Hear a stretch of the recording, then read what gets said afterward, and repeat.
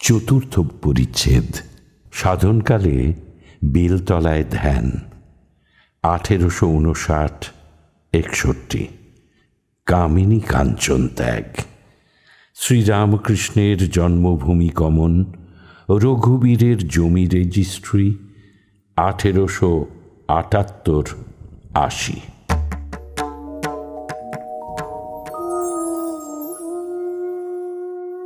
ঠাকুরের মধ্যাহ্ন সেবা হইয়াছে। বেলা প্রায় 1টা।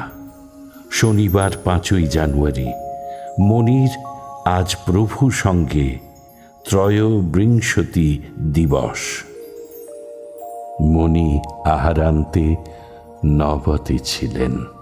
হঠাৎ শুনিলেন কে তাহার নাম ধরিয়া 3-4 বার ডাকিলেন। বাহিরে আসিয়া দেখিলেন ঠাকুরের ঘরের উত্তরের বারান্দা হইতে ঠাকুর শ্রীরামকৃষ্ণ তাহাকে ডাকিতেছেন। মণি আসিয়া তাহাকে প্রণাম করিলেন। দক্ষিণের বারান্দায় ঠাকুর মণির সহিত কথা কহিতেছেন। শ্রীরামকৃষ্ণ বলছেন, তোমার কিরকম ধ্যান করু? হ্যাঁ, আমি বেলতলায় স্পষ্ট নানা রূপ দর্শন করতাম।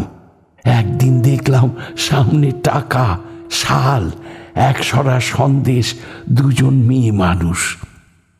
মনকে জিজ্ঞাসা করলুম, মন তুই এসব চাস?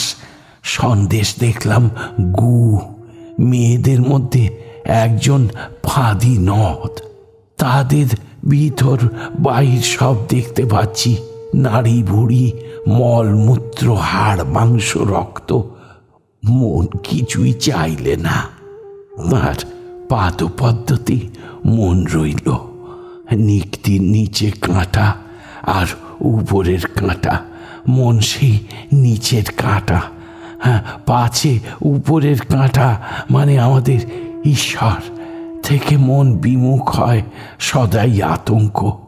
একজন আবার শুল হাতে সদাই কাছে এসে বসে থাকত। ভয় দেখালে নিচের কাঁটা উপরের কাঁটা থেকে তফাৎ হলে এর বাড়ি মারব। কিন্তু কামিনী কাঞ্চন ত্যাগ না হলে হবে না। আমি 3 ত্যাগ করেছিলাম। জমিন, জরু, টাকা। রঘুবীরের নামে জমি ও দেশে রেজিস্ট্রি করতে গেছিলাম। আমায় সই করতে বললে আমি সই করলুম না। আমার জমি বলে তো বোধ নাই। কেশব সেনের গুরু বলে খুব আদর করেছিল। এনে দিলে তা বাড়ি নিয়ে যাওয়ার জো নাই। সন্ন্যাসীর সঞ্চয় করতে নাই। ত্যাগ না হলে কেমন করে তাকে লাভ করা যাবে? যদি একটা জিনিসের পর আর একটা জিনিস থাকে, তাহলে প্রথম জিনিসটাকে না সরালে কেমন করে একটা জিনিস পাবে গো?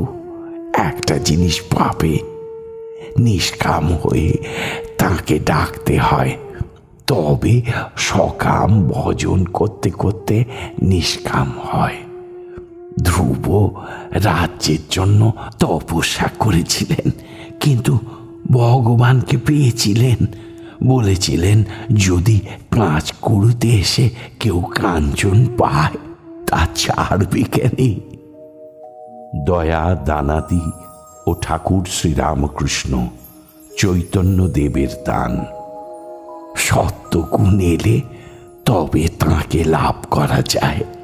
দানাদি কর্ম সংসারী লোকের প্রায় সকামই হয়। সে ভালো না, তবে নিষ্কাম করলে ভালো। কিন্তু নিষ্কাম করা বড় কঠিন। সাক্ষাৎকার হলে ঈশ্বরের কাছে কি প্রার্থনা করবে যে আমি কতগুলো পুকুর, রাস্তা ঘাট, ডিসপেন্সারি, হাসপাতাল এইসব করব? ঠাকুর আমায় বর দাও। তার সাক্ষাৎকার হলে ওসব বাসনা এক পাশে পড়ে থাকে।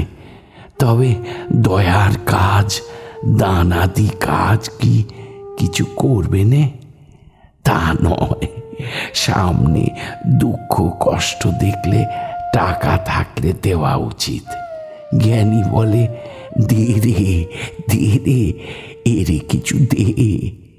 তা না হলে আমি কি করতে পারি? ঈশ্বরই কর্তা আর সব অকর্তা, এইরূপ বোধ হয়। মহাপুরুষেরা জীবের দুঃখে কাতর হয়ে ভগবানের পথ দেখিয়ে দেন। শঙ্করাচার্য জীব শিক্ষার জন্য বিদ্যার আমি রেখেছিলেন। অন্নদানের চেয়ে জ্ঞান দান, ভক্তি দান আরো বড়। চৈতন্যদেব তাই আচণ্ডালে ভক্তি বিধিয়েছেন। দেহের সুখ দুঃখ তো আছেই, এখানে আম খেতে এসেছ, আম খেয়ে যাও। জ্ঞান ভক্তির প্রয়োজন, ঈশ্বরী বস্তু আর সব বস্তু। স্বাধীন ইচ্ছা, ফ্রি উইল কি আছে? ঠাকুরের সিদ্ধান্ত, তিনি সব করছেন।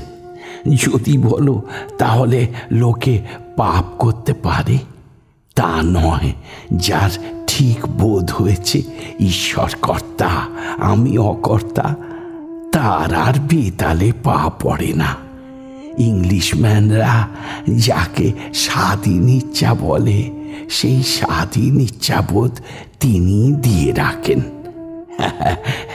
যারা তাকে লাভ করে নাই, তাদের ভিতর ওই স্বাধীন ইচ্ছা বোধ না দিলে পাপের বৃদ্ধি হতো। নিজের দোষে পাপ করছি আর বোধ যদি তিনি না দিতেন, তাহলে পাপের আরো বৃদ্ধি হতো। যারা তাকে লাভ করেছে তারাই জানে, দেখতেই স্বাধীন ইচ্ছা, বস্তুত তিনি যন্ত্রী, আমি যন্ত্র। তিনি ইঞ্জিনিয়ার গো, আমি গাড়ি।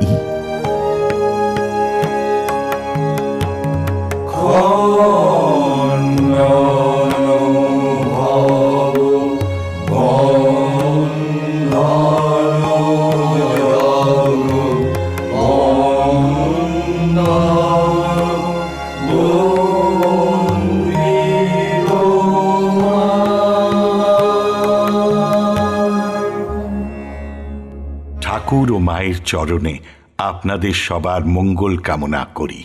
লাইক করুন, শেয়ার করুন, অন্যকে দেখার সুযোগ করে দিয়ে পুণ্য লাভ করুন। আর সাবস্ক্রাইব করুন, বেল আইকন পুশ করুন, যাতে আমাদের পরের নিবেদনের খবরটি আপনার কাছে পৌঁছয় সবার আগে। অমৃত কথন এই অনুষ্ঠানের আঙ্গিনা থেকে আপনাদের সবার সুখ, শান্তি, সমৃদ্ধি কামনা করে বলি, হরি ওম রামকৃষ্ণ।